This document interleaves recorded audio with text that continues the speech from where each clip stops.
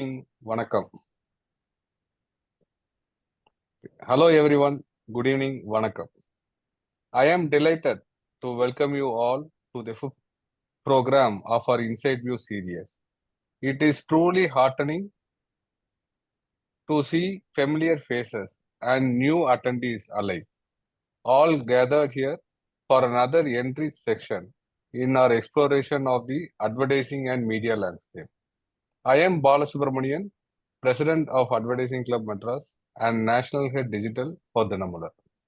In our previous sessions, we dwelled into the myriad of topic, each time gaining valuable insight and perspective from, from expert in the field. Today, as we embark on our fifth program, I am confident that we are in for another enlightening session. Our journey through InsightView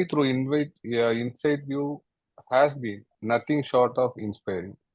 We have learned about the complexities of the industry, the challenges faced, and the innovative solutions that are driving it forward. It is not just about the knowledge shared within these walls, it's about the connection we have formed and the passion for learning from that unites us. As we dive into today's program, I encourage each one of you to actively engage, ask questions, and participate in discussion. Your involvement is what makes InsightView unique and valuable. Together, let's make the session yet another milestone in our continuous pursuit of knowledge and growth. Thank you for being here today evening. So let's extend our warm welcome to Mr. Suraj Sali, our secretary and co-founder of Digitally Inspired Media, to introduce today's speaker, sharing inspiring stories and insight. Over to you, Suraj. Thank you. Thank you for the introduction, Bala. Good evening, everyone. Very happy to see all of you on this forum today for the fifth InsightView series. I am sure Mr. Venugopal Nair is going to take us and shed light on many interesting topics, which I'm personally looking forward to as well. I'd like to quickly introduce Mr. Venugopal Nair. Venugopal Nair is an experienced branding, advertising, and design professional with over 35 years of experience. Venu has had stints in RK Swami BBDO from 1984 to 89, with Saatchi and Saatchi in 89 to 91, where he's handled campaigns for brands like the Royal Enfield Company's Computer Point, which was India's first computer retail store back then, to Mudra DDB from 91 to 96, where he had launched Asianet, Trigger brand of jeans, cycle brands like RockShox and from TI Cycles. Later on, had launched Farever and several brands from Cabin Care in the period 96 to 2004. And in a span of 8 years at Fountainhead, he had scripted and supervised over 100 TV commercials shot and produced in London, Switzerland, Singapore, Malaysia, New Zealand, and Thailand. Later on, we had worked with Brand Portrait, that had handled campaigns for Apollo Hospitals, BGR Energy, Verizon, Chennai Live Radio, and many other clients. Currently, over the past decade or more, Venugopal is with his own firm called Ideascape Communications, where he has launched his solo and has been handling particularly B2B marketing with clients like A2P, ADP, Randstad, Heidelberg, Kone, IFF, and Microsoft. And very interestingly, we got to find out that Venugopal also has the passion for podcasting recently. And he's done close to, I think, 45 episodes as of today on YouTube, which is called My First Job, where he has a freewheeling conversation with people across different career paths to understand how they got their first job and the entire journey through that, which is very inspiring. I think all of you should check it out. Thank you once again, Venu, for taking the time out to be part of the fifth InsightView series. Over to you. Thank you, Suraj. You seem to have done a lot more digging than I was interested. I expected. So thank you, Suraj. Thank you, Bala. Thank you, Uma, Indra, and Anbu, who first kicked the session off. So for the people who've joined today, I just want to tell you that I'm not going to be showing you uh, another set of campaigns. So the idea is not to, I think all of us are seeing ads. At last point, I think we were told we see about 3,000 ads a day. So we've got better at filtering ads out rather than watching them. Okay, so today's talk is going to be about what does it take to build a brand, and what are the stories behind the brands that normally don't get talked about in great detail, or at least they are known to the practitioners, to the industry, but to a large extent, people outside the business may not know exactly what happened. And in most cases, our reference point is the campaign, which I will explain in a couple of minutes as to what this thing is. I hope my screen is visible. It is? Yeah. Yes. Okay, great. So let me start with a very simple analogy. Okay. Where exactly does branding begin?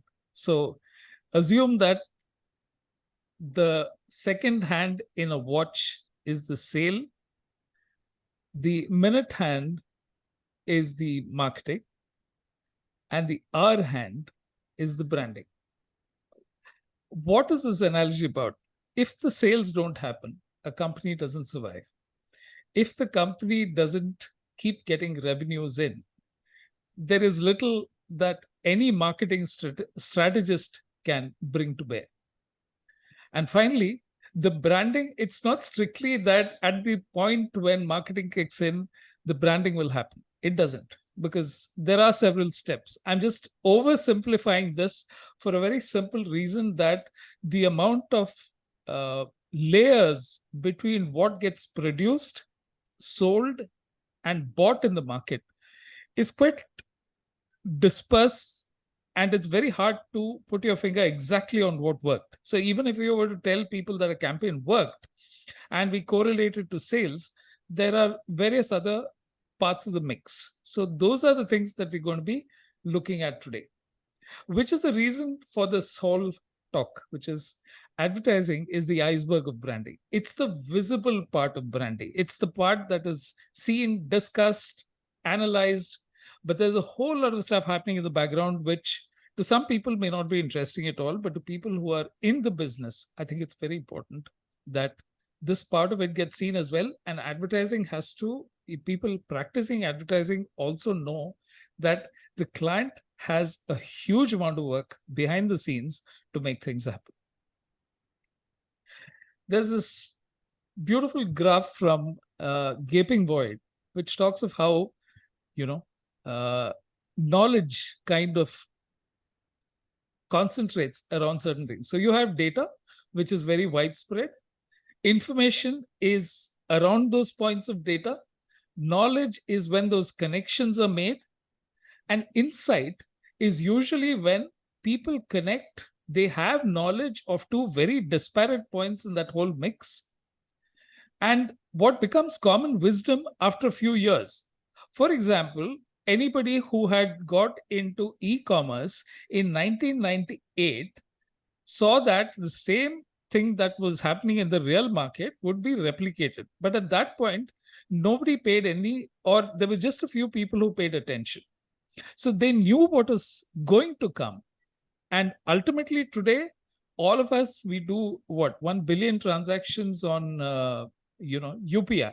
So obviously a whole lot of things have changed. So let's start with a homegrown brand, which I think some of you may know, but this is the Chennai-born brand that went to New York. Now, in the early 2000s, there was this company called .com Infoway, and they were producing this.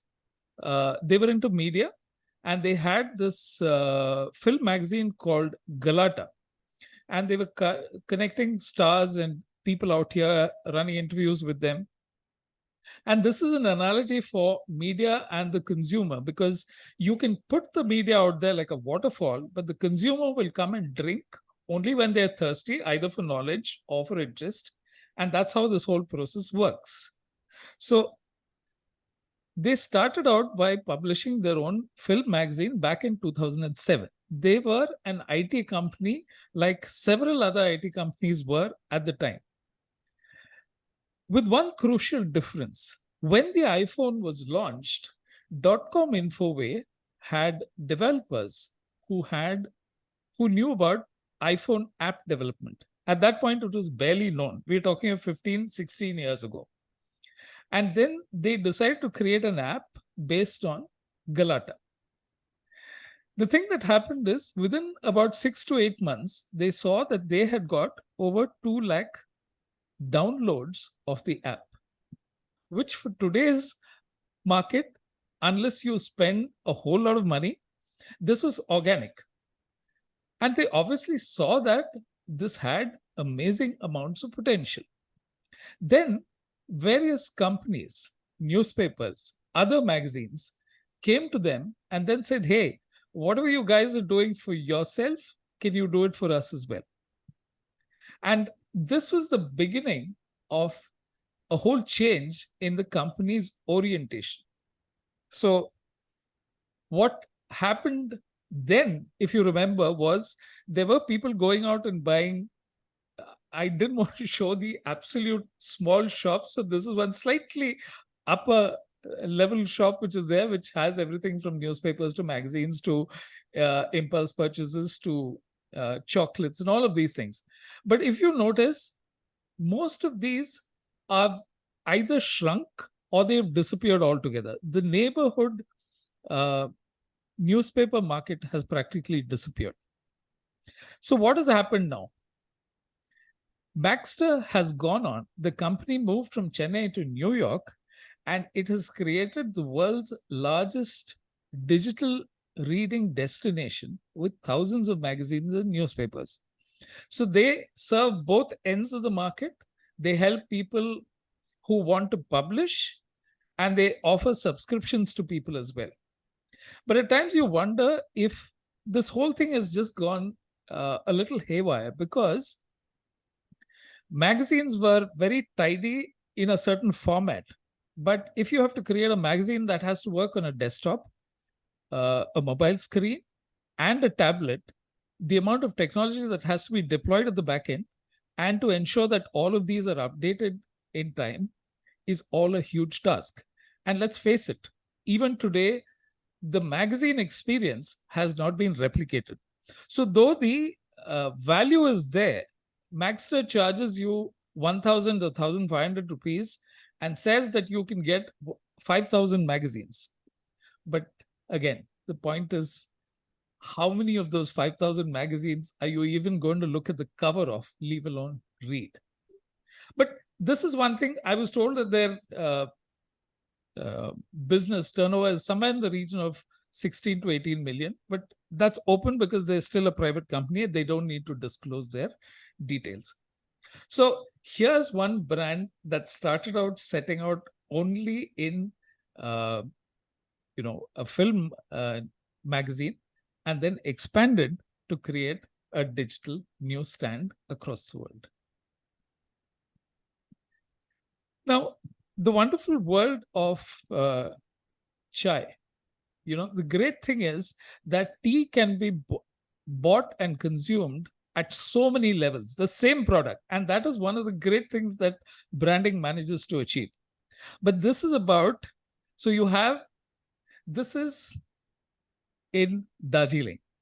And this is one of those places where the best tea in the world is grown. And we go to this company called Dugar. Kushal Dugar is the one who runs the company. And it is as far removed from the local tea stall as this is. This is a company called Teabox, Teabox.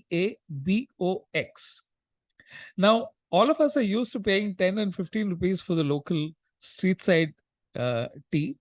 And when we walk into the ambience of a five-star hotel, we're willing to pay 200, 250 rupees simply because it has the atmosphere, a Starbucks, or whatever it is, or a five-star hotel. But this company sells tea, just the tea, doesn't make it, just sells you the tea, and they export to 170 countries across the world. This is a marvel of creating an atmosphere online. So if you look at imagine that tea looks pale, so it's just shades of brown that you can show. But they have managed to create a difference, and just look at the prices. And these prices was from some time ago, so I'm sure so it is 4,999 for 100 grams or 40 cups, which means that you're paying at times more than five-star prices for a brand that gets delivered at home. So imagine the amount of thought that has gone into it. So you're welcome to try out teabox.com. And this is what Kushal Dugar has to say, that, the best teas in India are exported. So he felt that it was necessary to offer that tea or disrupt the market. So the company, the original holding company, has been in tea for over 100, 150 years. And he has actually helped them, or is in the process of helping them, make the transition into the modern age where tea is sold to you at the same prices. And he's created the atmosphere, high-end atmosphere, on a website or on the mobile screen, depending on how you want to look at it. Now, the third case is inventing the market for a 4,000-year-old game. The moment I tell you what the game is, you will know exactly what I'm talking about. But this is a game that is played in North India and in Tamil Nadu as well. It doesn't require anything. It doesn't require a bat. It doesn't require a ball. It doesn't require a net. It requires nothing. So, but the game has been played for over 4,000 years. And it is a contact sport. It is not chess. So the interesting part is that how do you change a game for the modern age that is really enjoyed at the actual places where it's played? And what is the game? Kabaddi. Now, Charu Sharma, if anyone who's been in an agency in the last 20 or 30 years, has probably had Charu Sharma visit the agency and speak about how Kabaddi is going to be the next big thing. But until it was launched in 2014, in 1990, it was a game at the Asiad. Then Charu Sharma became a commentator for Kabaddi, because apparently there's a world body which looks at commentators for each game. And Charu Sharma toured India and saw the passion with which this game was played across India. And he knew it had potential. Now look at the connections. Charu Sharma knows Anand Mahindra, who's into tractors. So tractors and Kabaddi are a good fit. The problem is, how do you package it for a metro or an urban audience where kids in schools don't really play Kabaddi? But outside and in the villages of India, this is a huge sport. So what do? They followed the IPL template. If you notice, this has become far more glitzy. So you have uniforms, you have shoes, you have replays, you have a referee, you have the glitz and glamour that Star brought to the entire thing. And you have a league.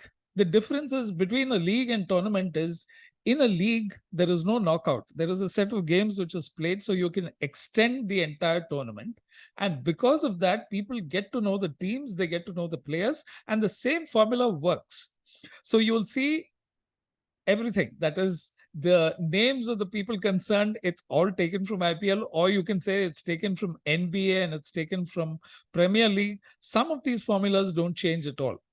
But the point is that they control the narrative beautifully. So if you look at this game, okay, this game now it's played in a stadium, but it's a much smaller stadium with just about 300, 400 people. It's not like cricket. But on a television, you can begin to build the image much bigger than you were if it were to be watched within that tournament. Apparently, the next season is out in the next few, what do you say? I think on December 2nd, the 10th year, and it is nowhere near as expensive as cricket. But apparently, the cost of a franchise now, I just Googled it before we started, is 100 crores. Okay. So you've taken a 4,000-year-old game, transplanted it to the modern era, and managed to create immense value for advertisers, which comes from television rights. Now, here's another thing. I'm talking of, this is the third one. The first one was tea. So it's all the same, but it changes depending on the environment in which you are in. The second example was a game, but changes because of the way in which it is portrayed, because we now have the medium of television. Now, will you pay for the same product in different forms? And most of you, I'm sure, would say that's a stupid question. Why would I pay for the same product? And yet we've done it. So what is the product? Music. Okay. Our parents and our grandparents had vinyl collections, LPs, or they could only go for performances.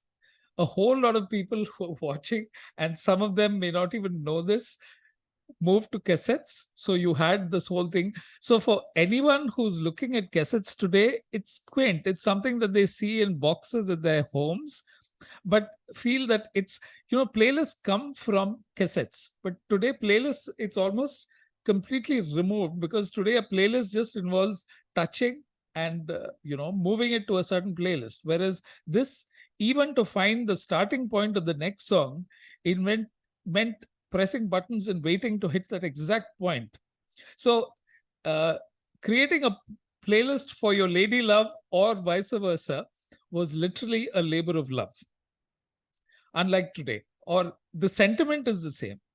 Now, the thing that you're seeing is that the convergence. So you had an LP which you could do nothing with. You had to have a player to play it with. Same thing for a cassette, same thing for a CD player.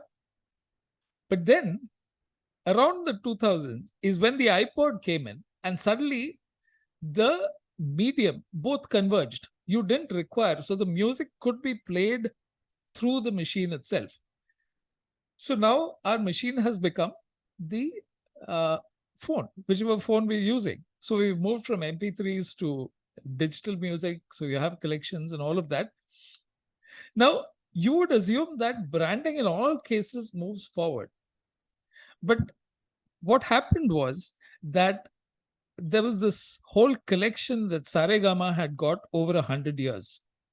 Now, they found that no matter how easy they made it for people to download and buy the songs, there was a group of people in their 40s and 50s who were stubbornly resisting moving to digital tracks. So what did they do? They went back in time. And that is how the Carvaan was born.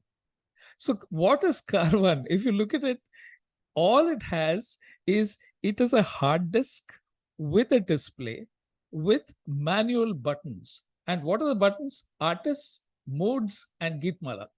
So what is the proposition? 5,000 songs of your old favorites, all of those put together for 6,000 rupees. So basically, they managed to convert a transistor radio, which was going at 400 and 600 rupees, to 6,000 rupees. And 500,000 of these were sold in the first year. This has become the ultimate present between generations, which they've leveraged. But the whole point here is that before the brand was conceived, they understood very clearly how important it was to get people to understand how people were thinking and how to ensure that you got a product out for that particular market. Now, we all know that just before test matches, though again today's people today will look at this and then say, okay, that is long gone. But this is the story of Book My Show and Ashish Hemrajani. Now, this guy started off a ticketing portal much before it became, the thing. And like he says, one of the things that happened is you didn't have e-commerce, you couldn't book a ticket online. So all what you had to do was you went in and then you called a phone and the phone number, and then the tickets would get physically delivered to your house. So we are talking of the time when even websites were not really up to the mark. But when Ashish went to South Africa, he found that rugby, a whole lot of people were buying tickets for rugby at a discount. And he said, there is no reason this should not work in India, because obviously it's the same thing. Fans want to see matches. They want to watch everything from movies to music shows to various other programs. And they need this to be made easy. Though, of course, it's taken 15, 16 years, and it conveys, everything from films to the F1s to, let's say, one of those cultural events with, or this is one, maybe one of those things which is there, let's say, or boxing matches. If you notice, there is a certain template and everything is now fitted within this format. So if you're running an event, then these are the kind of things that you've got to do. So we've improved by leaps and bounds, but the numbers have simply gone through the roof, which is one of the problems that's happening as well. We thought that the coming of online ticketing will mean that we won't have middlemen.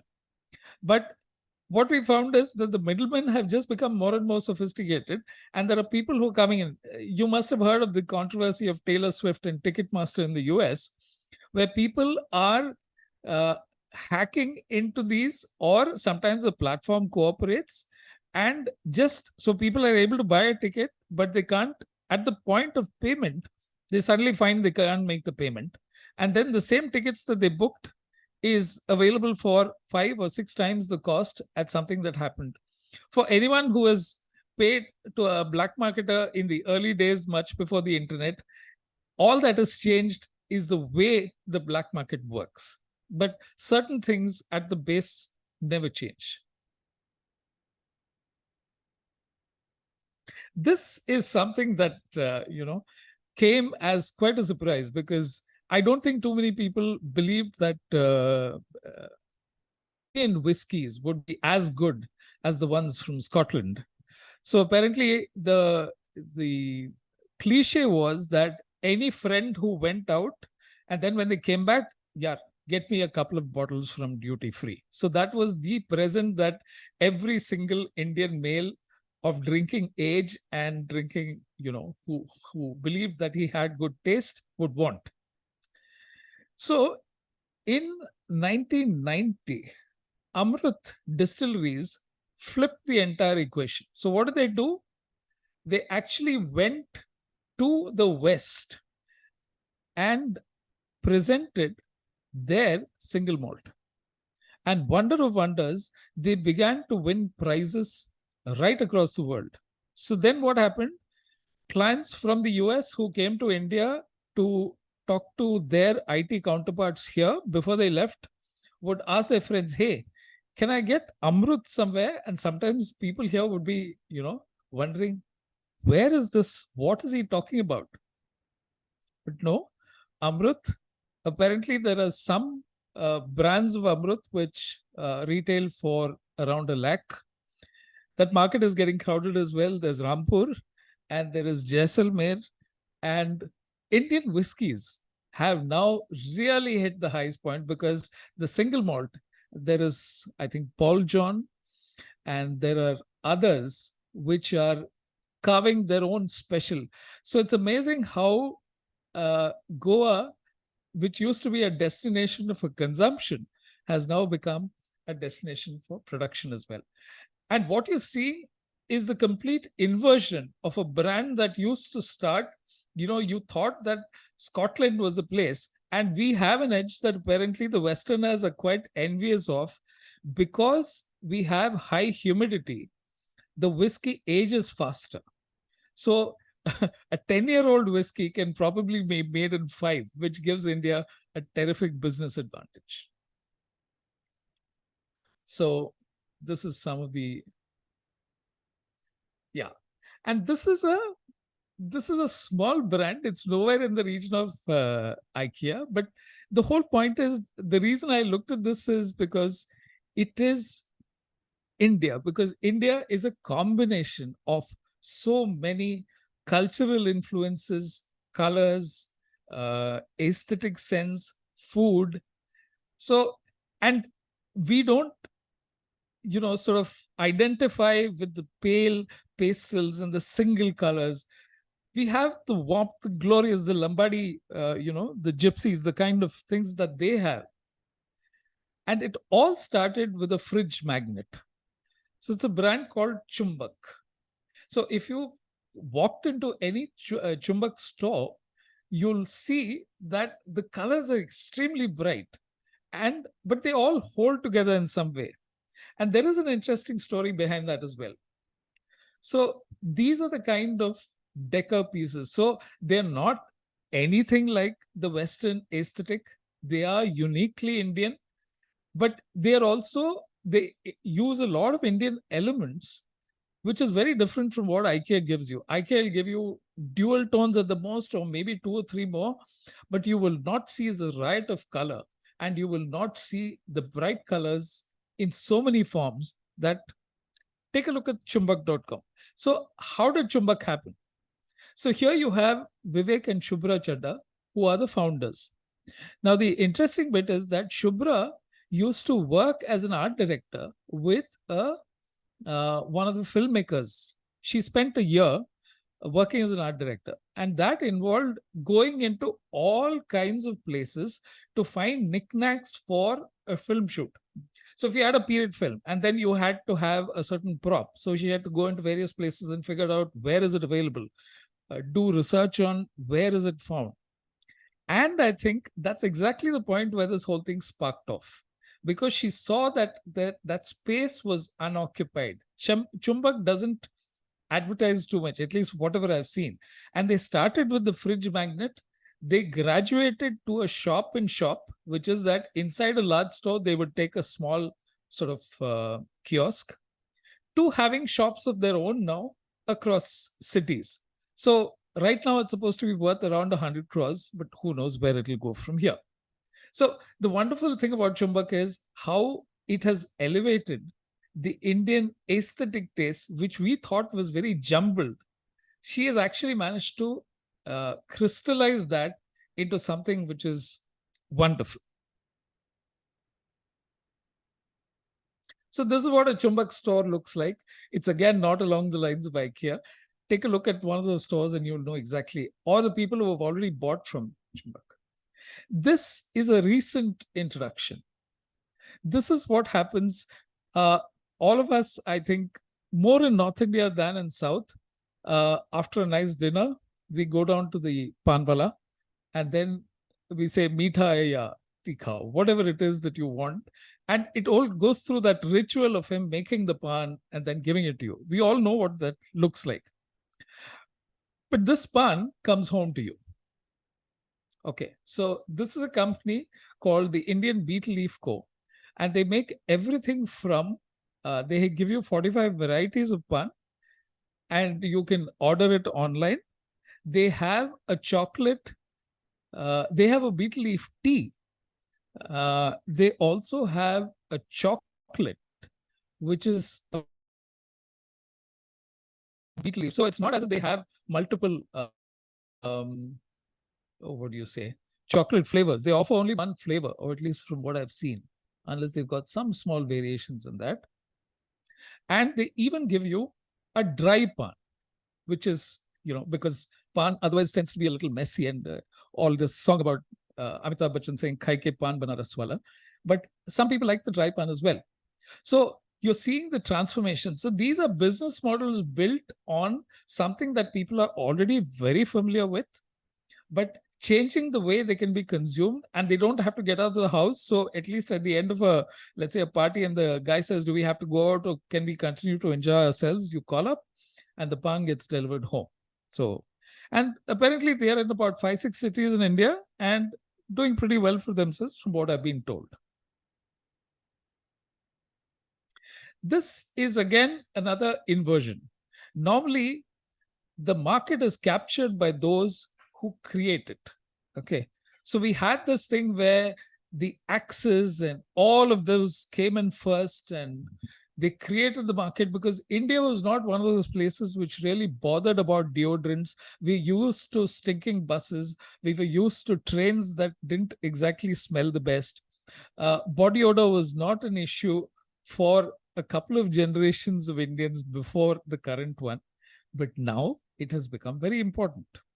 So how did this man go about it? And I think he used things that no agency would really come up with, which is the reason why I featured this, where he says, no gas, only perfume. It's a very, he taps into a very deep Indian psyche, maximum value at a lower price. Aur kya milega? And his second ad, which said, kya chal raha hai? And the third one, which is, except that the current set of advertising almost seems to be as if they're coming back to this whole thing of showing male hunk being admired by sweet young thing. But let's see where that goes, because I'm sure that he's just trying to zig when the others zag. But this has been a stupendous success. And he also understood that all of these perfumes will first be tried in the thing. So his advertising has been basic, down to earth, of a person coming and asking for fog, and then the retailer saying, okay, this is the thing, go ahead and take it, because he knows that the second time they want it, they can buy it online. This is the man behind it, Darshan Patel, and he's also got the other success that he's had was crack cream, which was again a very clear Indian, where people used to have cracks in their heels, and he created a cream just for that. So this is a brand that really works fantastically well on a very clear market need.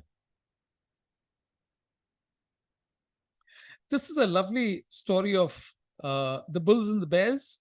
Again, in the last 8 to 10 years, Nitin Kamath came in, and what used to be the broker, this is what used to be there earlier, which nobody could make out what was there, has now become trading as an activity, has just moved to the mobile phone, and they have helped to build a culture step by step by going out and speaking about it, writing about it.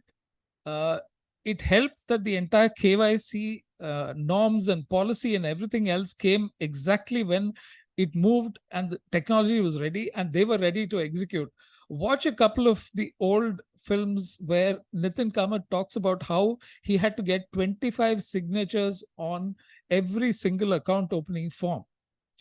And it was to take, if 6% of India pays income tax, the number of people investing in the market will be less than 1%. So you can look at it two ways. India doesn't believe in investments or mutual funds sahi hai, to actually building a culture of the stock market, which is what this company has managed to do.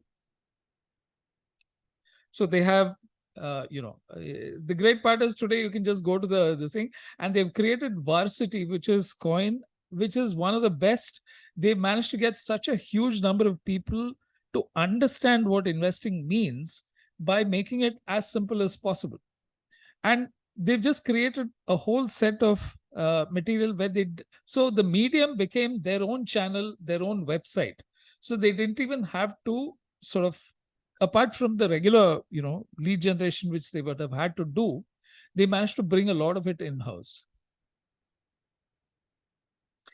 And I'll close with this particular story, which is the Serum Institute.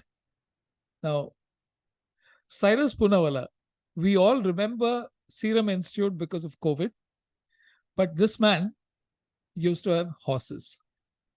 And after the horses were old, they needed to be cared for. Now, if you remember, vaccines were derived from horses. So I think the Hafkin Institute came to him and then said, can we use, with some of the old horses, can we use your horses to grow the vaccines then? And sure enough, he agreed. And so that's where the whole thing started, till some friends suggested, why don't you actually build a facility to make vaccines in India? And it is still a private company. He's still, if you watch the interview, he'll tell you that 20 million doses are made for various diseases because you can't make out for sure which disease will strike when. And they were ready. It's one thing, India with its large population, what happened in China because their vaccines were not as effective as us. It's a different thing that the whole, infrastructure to deliver the vaccine had to be created, practically within a few months. But this is one of those ongoing stories. So the stories that appear in the media are about, the number of race horses they have and the cars they drive. But Serum Institute supplies vaccines, everything from measles to 170 countries. So India is actually helping the world get healthier because of one brand and one man who made it happen. Okay. So with that, I think I've come to the end of this particular thing. My intention was to show you that the story behind some of the brands that are well known today, and then take it from there. Okay, so any questions, anything that people want to ask, please go right ahead.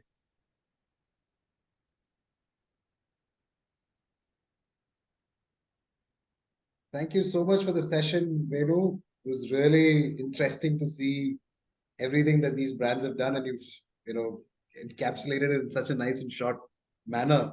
Learned a lot of what they've been doing as well. Thank you. Please feel free to ask questions. You can either chat, you can send your question on the chat session, or please feel free to raise your hand and go ahead and ask the question directly to it. Yeah. Let me start first, sir. Myself, Umana. The first slide of yours says that ideas are currency. Yeah. Do you feel in India, particularly the Indian advertising ecosystem, or advertisers, ideas are getting adequately compensated? And how to do it? Yeah, no, I think there'll always be two points of view to that. The idea is valuable when it is monetized until the point at which it begins to make money, and then that is the point at which I think people begin to look at, is it making enough money? For example, if you was to look even at Serum Institute and then say, okay, they had the idea of building a facility to make vaccines, or it started out from horses. So the idea is great, but until it was translated into that, and then the question becomes, how do you monetize this? How do you take it to the next level? I think at some point I touched upon how there are so many layers which are hidden or which are not part of the overall structure, which is where it's very hard to identify exactly where the value is captured and whether that is fair. That will always be a hard question to answer.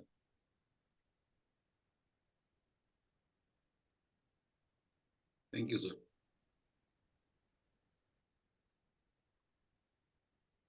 Yes, Senthil, please go ahead. Hi, sir. Very good evening, sir. Hi, Senthil. Yeah. Good Thanks for evening. the wonderful session. Thank you. See, the case studies, whatever you shared so far, I see some pattern or similarities related to blue ocean strategy. Okay.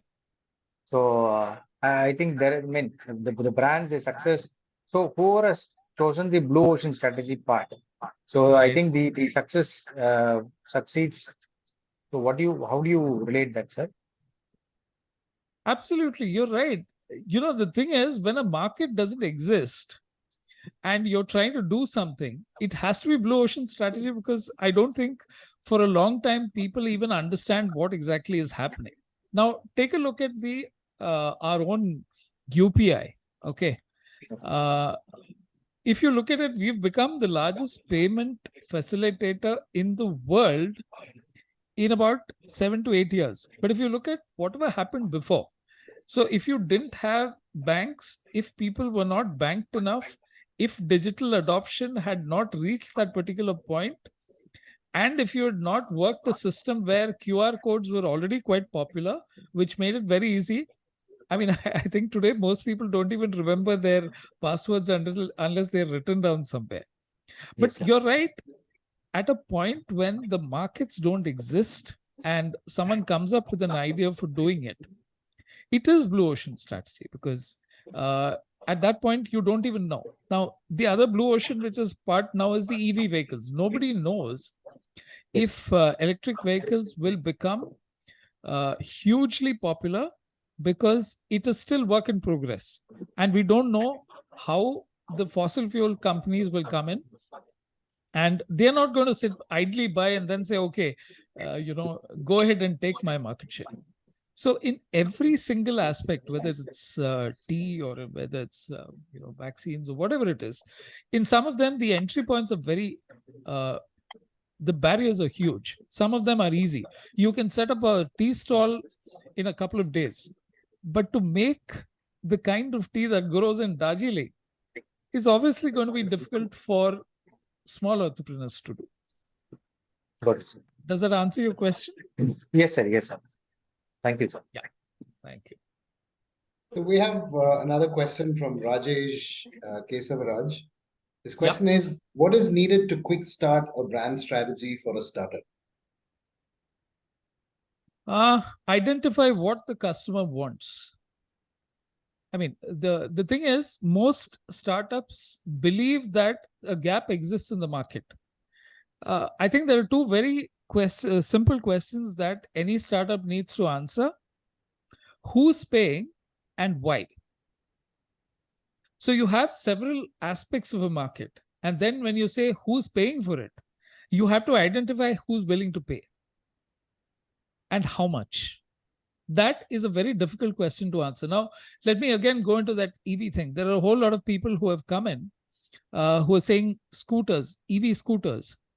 And a whole lot of the scooters are now being given out on a lease basis to riders who deliver for Zomato and Swiggy. It's not in the offtake is not from the regular public, at least not the large ones, though Ather and Hero and all of them are trying to fight in that market.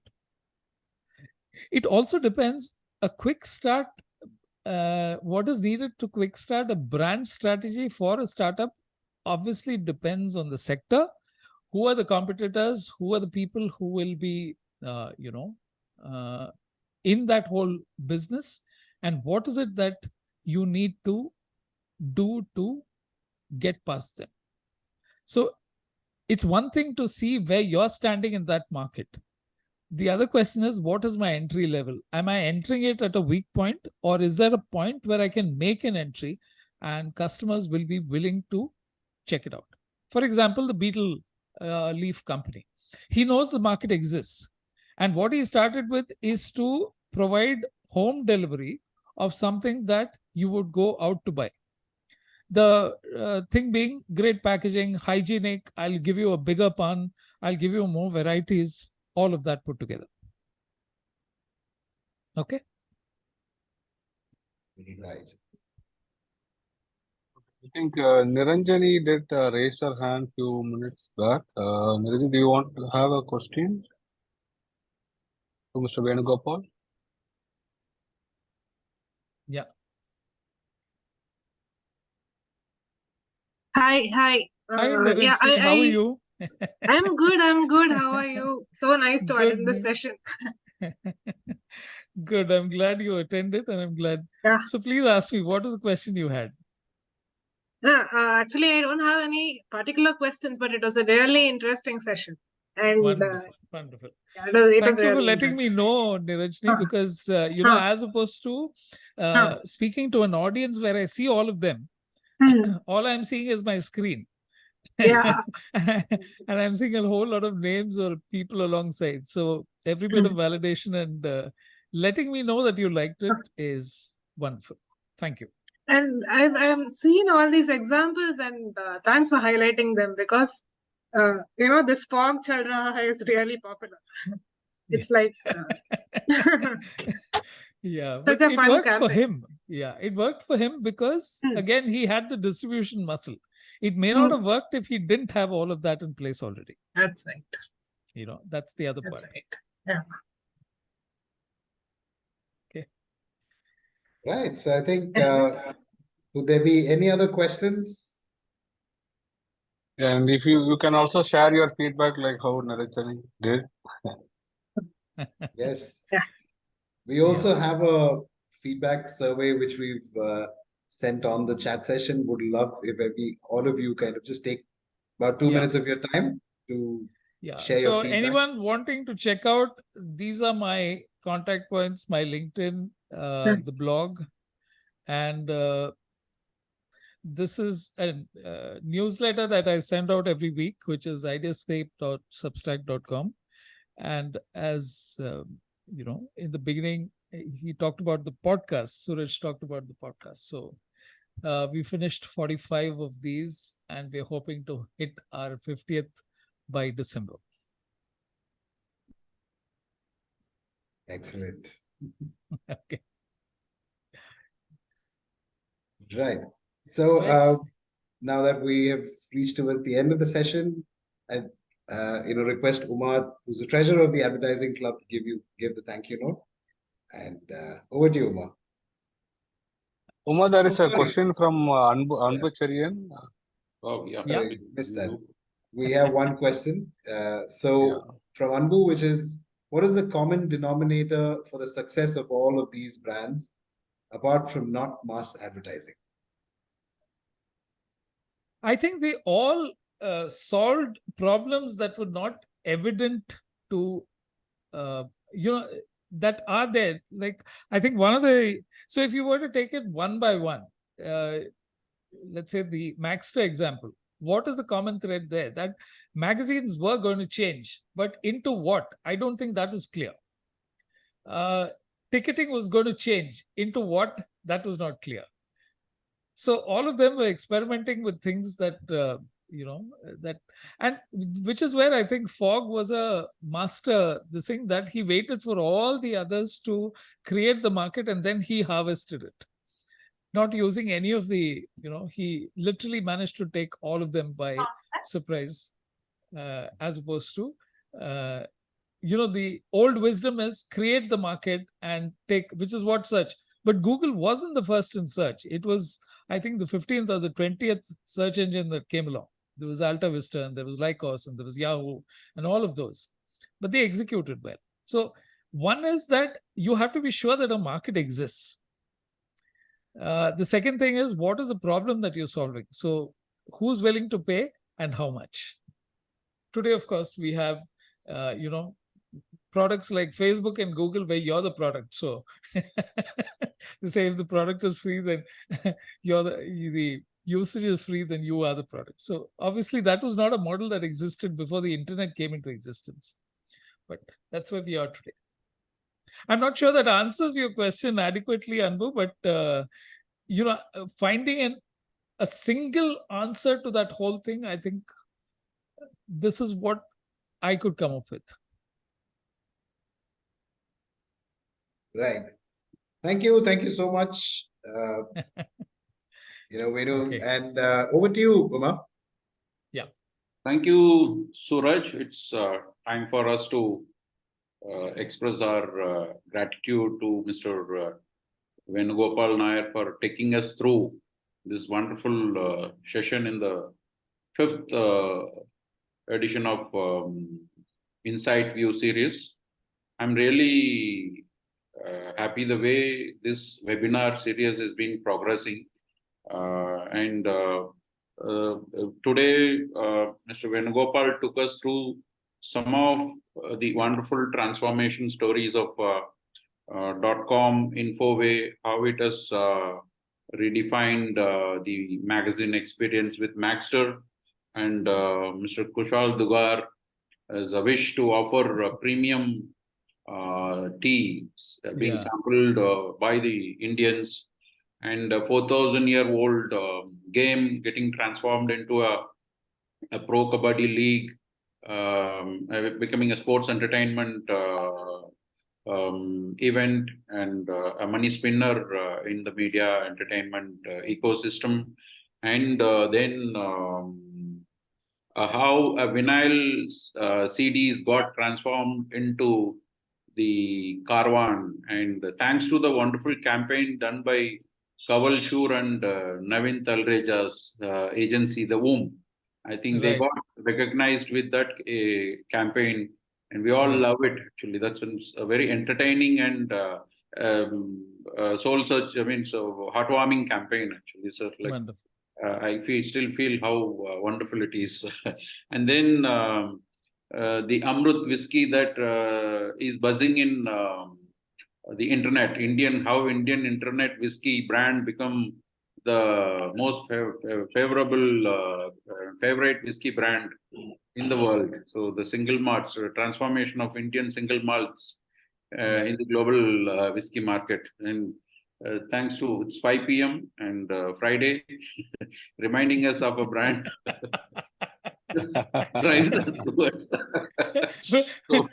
So obviously, Umashankar, you were paying a lot of attention because I think you've captured all the every single brand that was there in that. And how a pan, because anyone who would have visited the famous biryani joint in Hyderabad, Paradise, they would have Right. witnessed the kind of pan that they used to. The moment you enter, they will display some of the Okay. best pans, and you Okay. showed out a pan bar and a dry pan, which is again another reimagination which reaches us to everyone, because you Right. need to go all the way to Paradise to enjoy that pan, but this one comes to you. Comes Thanks to you. Yeah, that. Yeah. exactly. So, and Darshan Bhai Patel's fog story is Right. starting from crack to fog. It is a wonderful thing that keeps resonating in LinkedIn even today. I Right. happen to see his success stories very frequently, and you took us. Right. So this really made me feel that, see, attending an InsightView session and being part of this, and you have been presented with so many examples, it's as good as reading one marketing book. Going through. So Right. people who are focusing on just 30 minutes or 40 minutes of your time helps you to read a book which will otherwise take a month's time, actually, and for you to digest. It's presented in a platter so very nicely. So I just thank you so much, sir, and for all the previous sessions also. Like it has been 5 sessions, and I feel that I've been so very well enriched with so much of knowledge, and I feel same thing would have transformed to the members of the Madras Art Club, and the idea behind launching this InsightView webinar is catching up so very well, I feel. So thanks to Venu sir and the people behind putting it together. As I say always, the office, my team, president, secretary, and the office people in at Club Madras, Indra, Gopi, Siva, and myself, Media News for You as a trade media partner, and the digital reach out by Ayatis, Upendra, and digital Rakesh, Deep Sense. All of us, Deep sense. Deep Sense. So all of us did wonderful job, and we have been amplifying it, the reach of this webinar in a much better way. So thanks once again on Thank you. this one, and it's time to bid adieu to all of us. Have a wonderful weekend, and until we come out with another fantastic knowledge session through InsightView session. Cheers. Thank you very Thank much. I you. really enjoyed the session and the feedback and the comments from all the people. If they found it interesting, I think my day is made. Thank you very much. Thank Cheers, you, guys. Venu. And Yeah, and by the way, people have given you 9 rating out of 10. We Okay. have got 7 people participated in it. So Wonderful. let everybody also know about this. Thank you very much Great. for Great. it. Thank you. Bye bye. Thank you. Bye bye. Thank Okay. you.